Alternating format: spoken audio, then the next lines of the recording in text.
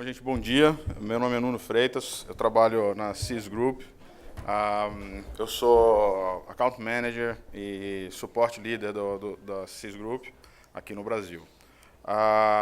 Eu vou tentar falar um pouco por alto e rápido, mas obviamente com o embasamento necessário, sobre File-Based Workflows. Obviamente o assunto é extremamente amplo e vocês já devem ter percebido que em todas as palestras anteriores nós falamos sempre em IP, dados, arquivos, megabytes e obviamente isso tudo está dentro do nosso File-Based Workflows. Vou fazer a nossa agenda aqui nesses poucos 30 minutos está baseado basicamente nisso. Eu vou falar um pouco sobre quem é a CIS, sobre a evolução dos fluxos de produção nos sistemas, a expressão que é mote, eu diria até, para os dias de hoje, para os sistemas de hoje, é one size does not fit all, ou seja, ninguém consegue atender tudo. E alguns exemplos de fluxo. E eu ultimamente tenho falado muito sobre esse Cine de View, que é uma forma muito peculiar de ver a evolução do sistema, que no final eu mostro para vocês. Bom, a CIS Group ela é uma empresa que foi fundada em 1988. Muitos de vocês conhecem o fundador da empresa, que é o Guilherme Silva, que quando ele abriu a empresa, o foco da empresa sempre foi a tecnologia, tá? Sempre foi o não linear, tá? o amanhã, como ele dizia. Então, a CIS hoje está bem estruturada. A gente tem escritórios na Flórida, Rio, São Paulo e no Porto, em Portugal. A CIS ela é uma empresa, é um reseller. Em alguns casos, por exemplo, nós somos vastamente conhecidos no Brasil como Avid, como reseller Avid, apesar de nós não sermos exclusivamente Avid. E nós somos um solution provider. Então a gente tem alguns casos já no Brasil de grandes soluções, grandes emissoras de televisão que têm soluções completas que são fornecidas por nós. Um outro foco muito grande da CIS é o desenvolvimento e OEM. Então nós fazemos muitos testes com fabricantes, integrações. Um parceiro muito forte que a gente tem hoje em dia é a Sony, é a própria Sony. Toda a parte, por exemplo, do Network Solutions, que vocês conhecem, é um sistema já usado no Brasil, em Curitiba, por exemplo, a RPC usa esse sistema, é um sistema que é integrado pela CIS. É um sistema Sony, a tecnologia deles, mas integrado pela CIS. E pronto, assim, a empresa participou de alguns marcos muito interessantes no Brasil. Por exemplo, a CIS foi a primeira empresa que vendeu o primeiro disc recorder digital do país. Vendeu o primeiro editor não linear do país. O primeiro servidor de produção do país. Então, a CIS sempre esteve muito focada em tecnologias de ponta e pronto, em tendências de mercado. Bom, vamos ao que interessa. Evolução de fluxo. Antigamente, os fluxos, antigamente não muito antigamente, alguns de nós ainda tá aí, o fluxo era um fluxo extremamente simples. Alguém tem uma ideia, a gente capta áudio, capta vídeo, edita áudio e vídeo e exibe. Simples. Esse é o modelo tradicional do mercado. O problema é que nos últimos anos o mercado mudou. Já mudou. Não é está mudando ou vai mudar. O mercado já mudou. O mercado mudou numa premissa simples. Antes eu tinha assisto o que eu quero quando eu quero. Agora, nós temos que dizer para o espectador, assista o que você quer, quando você quer e onde você quiser. Essa é a mudança principal do mercado dos últimos anos. Então, basicamente, a evolução do fluxo, ela vem mais ou menos nessa linha. O fluxo tradicional, ele vinha em pré-produção, produção, pós-produção, e distribuição desse material, delivery desse material. Tá? Isso é a forma como os fabricantes e os próprios usuários dos sistemas enxergavam esse mercado, esse fluxo, há muito pouco tempo atrás. E o fato é que hoje, isso é algo como isso aqui. Então, tudo está interligado. Quando eu gravo um material, eu tenho que ter esse material disponível para todo mundo usar. Antigamente a gente tinha problemas simples, o cara vinha com uma fita, ainda não tinha um arquivo, eu vinha com uma fita, e eu precisava editar aquele material, por exemplo, para o Hard News. Eu preciso botar aquele negócio no ar. Só que ao mesmo tempo, hoje tem a demanda da internet. O cara da internet também quer pegar um pedaço daquele material e precisa pôr aquilo na internet. E, de repente, o cara do jornal, que tem a ver com a minha televisão, também quer aquele cara. Eu tinha uma fita só. Alguém tinha que esperar. Ou várias pessoas tinham que esperar. Num fluxo file-based, me permite, por exemplo, ter um sistema que eu ingeste isso dentro de um centro de produção e todo mundo acessa esse conteúdo ao mesmo tempo em várias situações.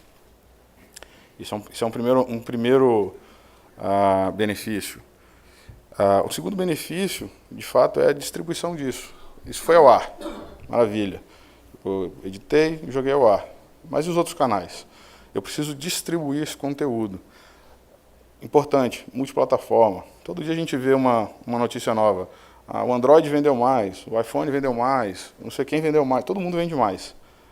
O fato é que todas as plataformas estão no mercado. E nós temos que atender todas elas. Então, iPads, tablets de forma geral, telefones. Cada dia que passa aparece um novo set-top box, um Apple TV, um Amazon Prime, qualquer coisa. No final dessa cadeia de produção, nós temos ali um monte de arquivos, um monte de material, um monte de vídeos que estão em arquivos. O que eu faço com aquilo? Eu preciso guardar aquele material, eu preciso arquivar aquele material, eu preciso classificar esse material. E o mais importante, eu tenho que ter formas de monetizar esse material. Então, o fluxo tem que estar ligado de ingeste até arquivo. Isso não pode ter uma linha linear mais. Isso agora é tudo interligado. Então, uma forma menos bagunçada, vamos dizer assim, de se ver esse fluxo, é exatamente essa visão do fluxo ali embaixo. A gente ainda, ou talvez a maioria do pessoal que ainda é de televisão, eu imagino que seja a maior audiência aqui, ainda foca muito na coisa simples da exibição, do on-air. A gente tem um pensamento muito forte hoje em dia. Os sistemas eles têm que estar muito preocupados com distribuição desse conteúdo. Segunda tela está aí, gente, já é realidade. Não está mudando, já aconteceu. Tá? Então, tudo que a gente tem que fazer é adaptar ou evoluir para esses sistemas. E, obviamente, nenhum sistema consegue sobreviver, seja ele de qual fabricante, Avid, Grass Valley, qualquer um, escolham.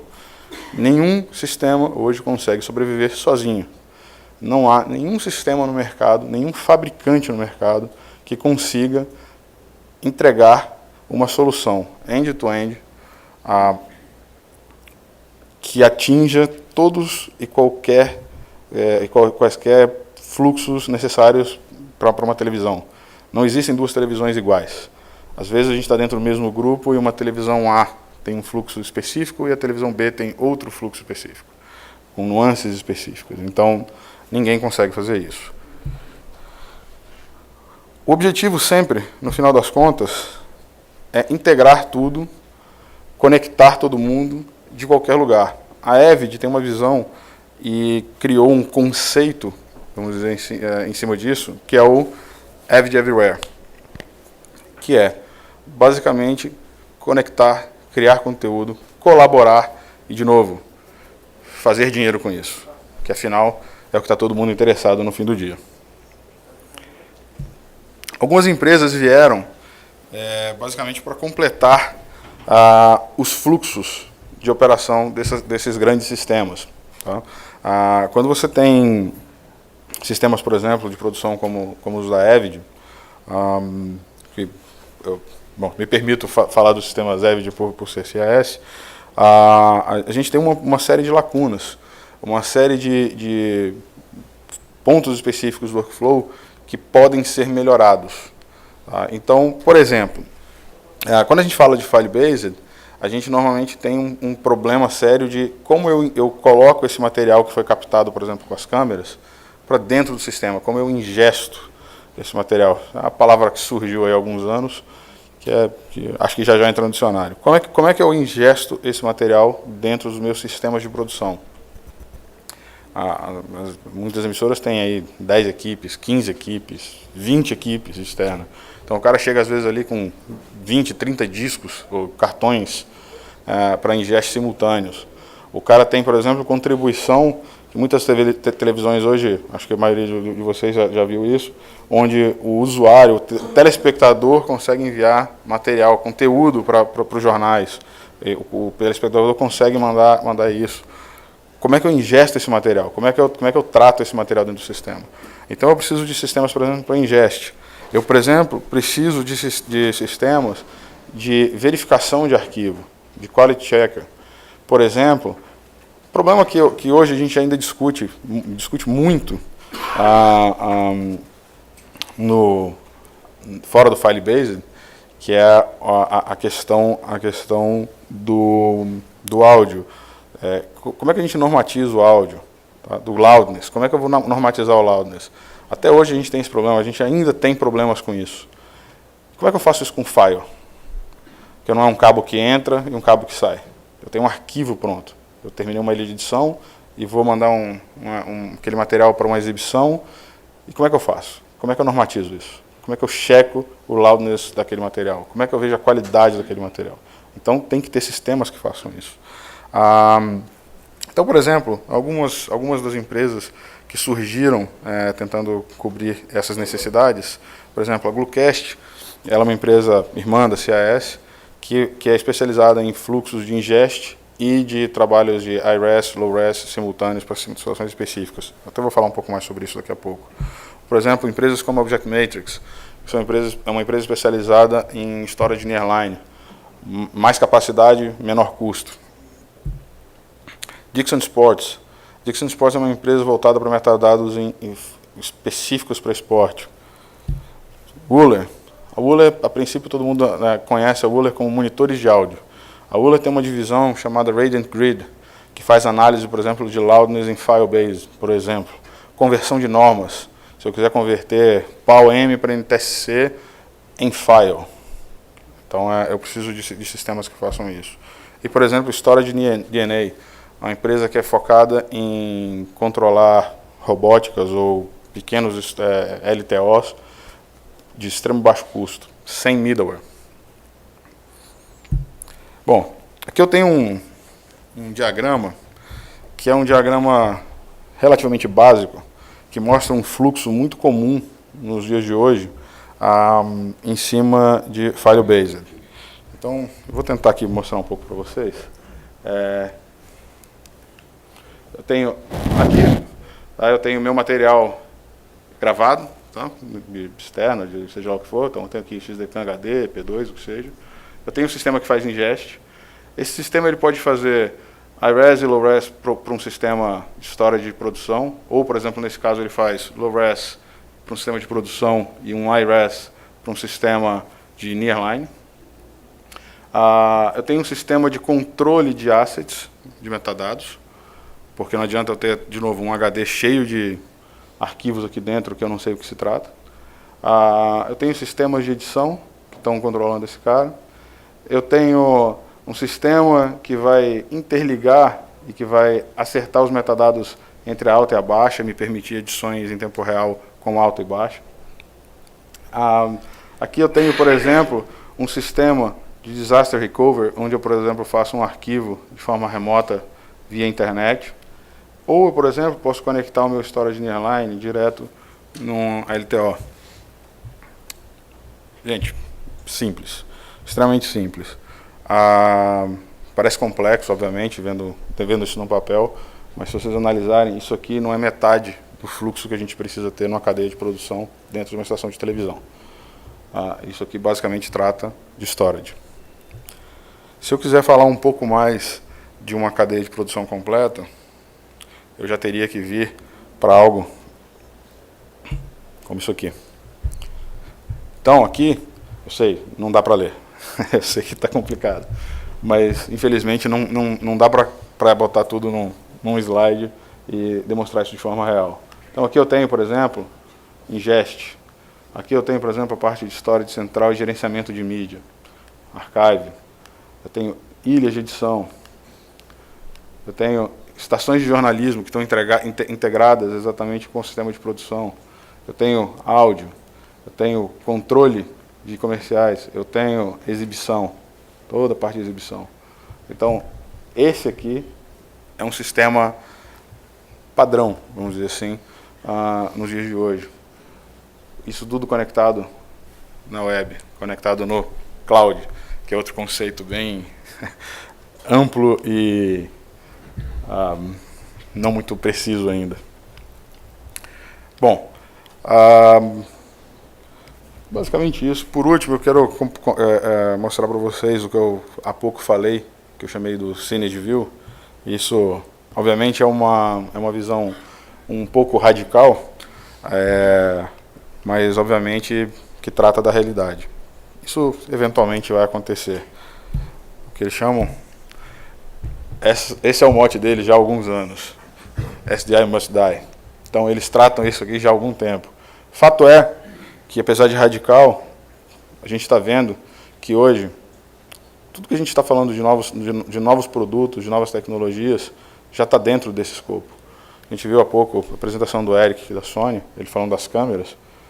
Aquelas câmeras todas são todas file-based. F55, F65, é tudo file-based. Então o SDI, de fato, está morrendo. Bom, gente, é isso. Pergunta, se vocês tiverem alguma pergunta. Não? Então, obrigado.